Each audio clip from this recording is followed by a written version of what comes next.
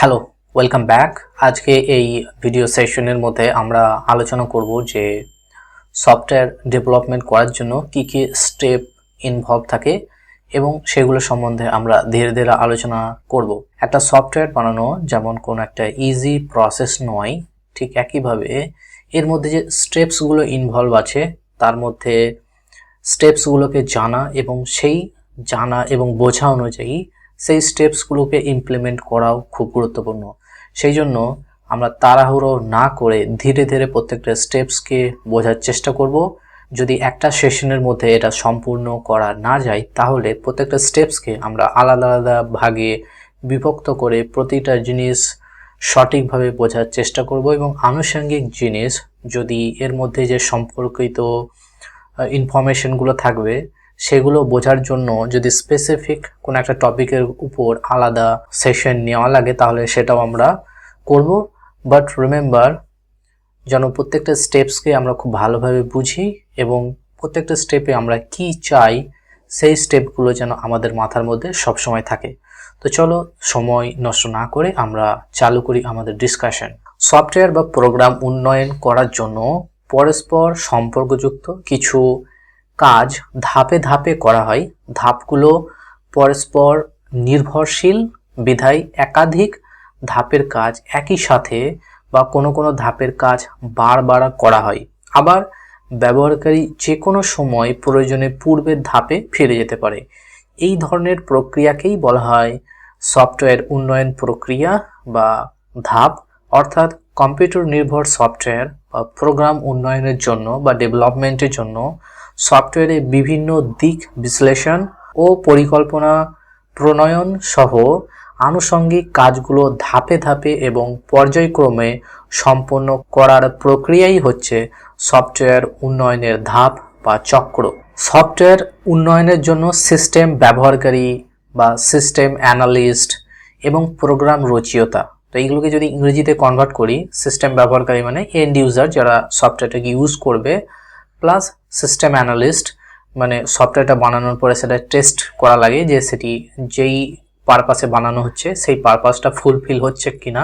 সেই জন্য system analyst সেই আনুষঙ্গিক প্রক্রিয়াগুলো যেটা আমরা চাইছি সেগুলো টেস্ট করে। এবং যে প্রোগ্রাম রচয়িতা মানে ডেভেলপার যে প্রোগ্রামটা লেখে সফটওয়্যার বানানোর জন্য, এই যে তিনজনের মধ্যে তাদের মধ্যে একটা ঘনিষ্ঠ যোগাযোগ রাখার প্রয়োজন হয় প্রত্যেকটা ধাপের মধ্যেই। এবং কম্পিউটারের সাহায্যে কোনো সমস্যা সমাধানের জন্য প্রোগ্রাম বা সফটওয়্যার উন্নয়নের যে ধাপগুলো আছে সেইগুলো নিয়ে আমরা একে একে এবার ডিসকাশন করব। প্রথমটা হচ্ছে তথ্য অনুসন্ধান এবং সমস্যার বর্ণনা। অর্থাৎ একটা সফটওয়্যার স্পেসিফিক কোনো একটা নিডকে ফুলফিল করে, সেই জন্য তথ্য অনুসন্ধান আমাদের করতে হবে এবং কি ধরনের সমস্যাটা আমরা সমাধান করতে চাইছি তার বর্ণনা আমাদের দরকার প্রথম ধাপেই। তো এটাকে আমরা ইংরেজিতে যদি বলি, এটাকে বলি investigations and problem description step. দ্বিতীয় যে ধাপটি হলো সেটা খুবই গুরুত্বপূর্ণ, প্রবলেম অ্যানালিসিস। কি ধরনের প্রবলেম আমরা সলভ করতে চাইছি সেটার পুঙ্খানুপুঙ্খ বিশ্লেষণ করা হয় এই দ্বিতীয় ধাপের মধ্যে। তারপর আমাদের প্রোগ্রাম ডিজাইনের ফেজ আছে, অর্থাৎ 3 নম্বর স্টেপ হলো প্রোগ্রাম ডিজাইন। এরপরে প্রোগ্রামটা ডিজাইন হয়ে গেলে তারপরে আমাদের আছে কোডিং করার পার্ট। অর্থাৎ এই স্টেপের মধ্যে আমরা কোন প্রোগ্রামিং ল্যাঙ্গুয়েজ চয়েস করব, কোন প্রোগ্রামিং ল্যাঙ্গুয়েজে কোড লিখব তার বিবেচনা সহকারে আমরা স্পেসিফিক প্রবলেমটা সলভ করার জন্য কোড টাইপ করতে হয়। তারপরে 5 নম্বর স্টেপ হচ্ছে প্রোগ্রামের বাস্তবায়ন বা প্রোগ্রাম ইমপ্লিমেন্টেশন। এর পরবর্তী ধাপ হলো প্রোগ্রাম ডকুমেন্টেশন এবং শেষ ধাপ হলো প্রোগ্রাম রক্ষণাবেক্ষণ বা প্রোগ্রাম মেইনটেনেন্স। তো প্রত্যেকটা ধাপকে আমরা ধীরে ধীরে আরও বেশি পরিমাণে বোঝার চেষ্টা করব, কিন্তু এই যে ধাপগুলো আমাদের একটা স্টেপ থেকে আর একটা স্টেপ আমাদেরকে করার পরেই আমাদের নেক্সট ধাপে যাওয়ার প্রয়োজন, নচেত আমাদের সমস্যা হবে।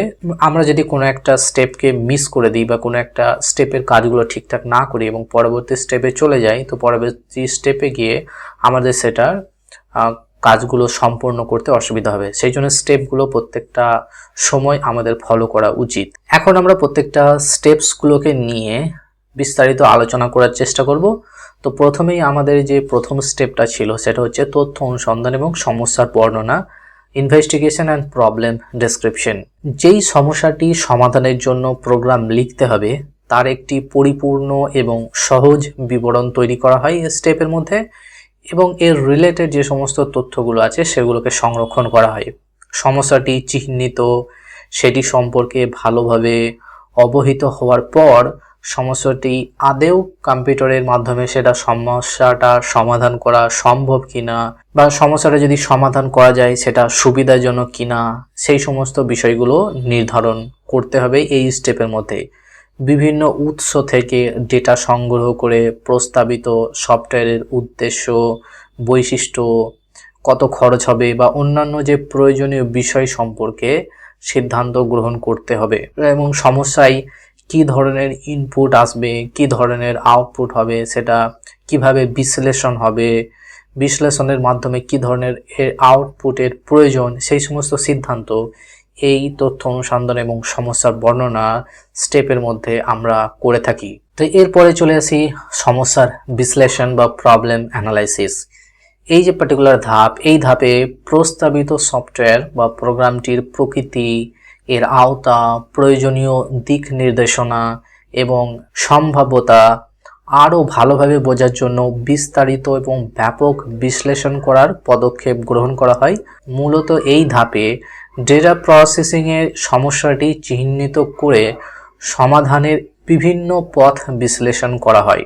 যে আমাদের যে স্পেসিফিক প্রবলেমটা আছে সেই স্পেসিফিক প্রবলেমটা সলিউশন করার জন্য কম্পিউটার যে প্রসেসিং করবে সেই প্রসেসিং করার জন্য আমাদের যাতে করে সময় কম লাগে বা কম্পিউটারের রিসোর্স কম ইউটিলাইজ হয়, কম ইউজ হয়, সেই জন্য বিশ্লেষণের জন্য বা সমস্যা সমাধানের জন্য বিভিন্ন পথ বেছে নেওয়া হয়, এবং সেই পথ থেকে যেটা বেস্ট উপায় সেটাকে চয়েস করা হয়।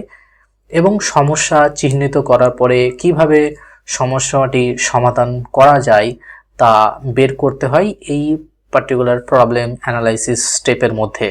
এই ধাপে বিশ্লেষণ করা হয় যে প্রোগ্রামে কি ধরনের ডেটা ইনপুট করা হবে, তার টাইপ কি ধরনের হবে, এটা ফাইল বেসড হবে নাকি ইমেজ বেসড হবে না টেক্সট বেসড হবে, সেইগুলো নির্ধারণ করা হয়। কিভাবে ডেটা প্রক্রিয়াকরণ করা হবে এবং কিভাবে ফলাফল উপস্থাপন করা হবে ইত্যাদি এই সমস্ত এই স্টেপের মধ্যেই করা হয়।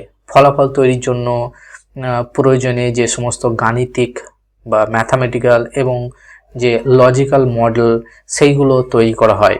সর্বোপরি সমস্যা সমাধানের ক্ষেত্রে যে চারটি বিষয় আমাদের বিবেচ্য রাখতে হবে সেটি হলো, প্রথমটি সমস্যার কাঠামোগত বর্ণনা প্রস্তুত করা, সম্ভব হলে গাণিতিক মডেল তৈরি করা, কি ধরনের ইনপুট সেটা শনাক্ত করা, কি ধরনের আউটপুট আসবে বা এটা প্রডিউস করবে সেটা শনাক্তকরণ করা। তাছাড়াও 4 নম্বর যেটা পয়েন্ট সেটা হচ্ছে প্রয়োজন মতো কম্পিউটারের মেমোরি নির্ধারণ করার যে স্ট্র্যাটেজি সেটাও কিন্তু এই ক্ষেত্রে বিশ্লেষণ করা লাগবে। এছাড়া আমি আগে বলেছি যে সমস্যাটি সমাধান করতে কত সময় লাগবে বা কত সময় ব্যয় হবে তা নির্ধারণ করা হয়। অবশ্য সমস্যা বিশ্লেষণের ক্ষেত্রে কিছু পরিমাণ টুলস ইউজ হয়, তার মধ্যে বিভিন্ন ধরনের ডেটা ফ্লো ডায়াগ্রাম এখানে বানানো হয়, যেটাকে ইংরেজি থেকে বলে ডিএফডি, ডেটা ফ্লো ডায়াগ্রাম। 2 নম্বর ডেটা ডিকশনারি, মানে ডেটাগুলো যদি সেভ করে রেখে দিতে যাই ডেটাবেসের মধ্যে, ডেটা ডিকশনারি যে স্ট্রাকচারটা হবে সেটা কীরকম হবে সেই সম্বন্ধে টুলস বিভিন্ন রকম ইউজ করা হয়। তারপরে স্ট্রাকচার্ড ইংলিশ ফর্মে লেখা হয় যে কিভাবে আমরা সেটাকে প্রবলেমটা সলিউশন করব। তাছাড়াও আছে ডিসিশন ট্রি, অর্থাৎ কোন একটা বিজনেস প্রসেসের জন্য মাল্টিপল ডিসিশনস ইনভলভ থাকে, অর্থাৎ পার্টিকুলারলি এই ঘটনাটা যদি ঘটে তাহলে কাজটি একরকম হবে, যদি এই ঘটনাটি না ঘটে তাহলে কাজটি আরেক রকম হবে। তো এই ধরনের যত রকম ডিসিশন রিলেটেড ইনফরমেশন আছে তার জন্য ডিসিশন ট্রি বানানো হয়, তারপর ডিসিশন টেবিল বানানো হয়, যে স্পেসিফিক প্রবলেমের জন্য কোন স্পেসিফিক কাজটা আমাদের করা লাগে, তার জন্য ডিসিশন টেবলও বানানো হয় এবং এইগুলো সবই ডকুমেন্ট ফর্মে থাকে, যাতে করে আমাদের যেই সমস্যাটা সমাধান করতে চাইছি সেই সমস্যাটা সমাধানের জন্য যদি কেবলমাত্র যে অ্যানালাইসিস ডকুমেন্ট বা প্রবলেম অ্যানালাইসিসের ডকুমেন্টগুলো যদি আমরা দেখি, তাহলে ইজিলি যেন আমরা প্রবলেমকে আইডেন্টিফাই করতে পারি এবং আমরা কি করতে চাইছি সেটা যেন আমাদের কাছে খুবই স্পষ্ট হয়ে যায়। তো এই পার্টিকুলার সেশনের মধ্যে আমরা দুটো স্টেপ নিয়ে আলোচনা করলাম, তথ্য অনুসন্ধান ও সমস্যা বর্ণনা এবং সমস্যার বিশ্লেষণ অর্থাৎ প্রবলেম অ্যানালাইসিস। পরবর্তী সেশনের মধ্যে আমরা প্রোগ্রাম ডিজাইন, প্রোগ্রাম কোডিং এবং বাকি যে স্টেপসগুলো আছে সেগুলো নিয়ে আলোচনা করার ট্রাই করব। So thank you for watching this video. See you in the next one. Till then take care. Bye by.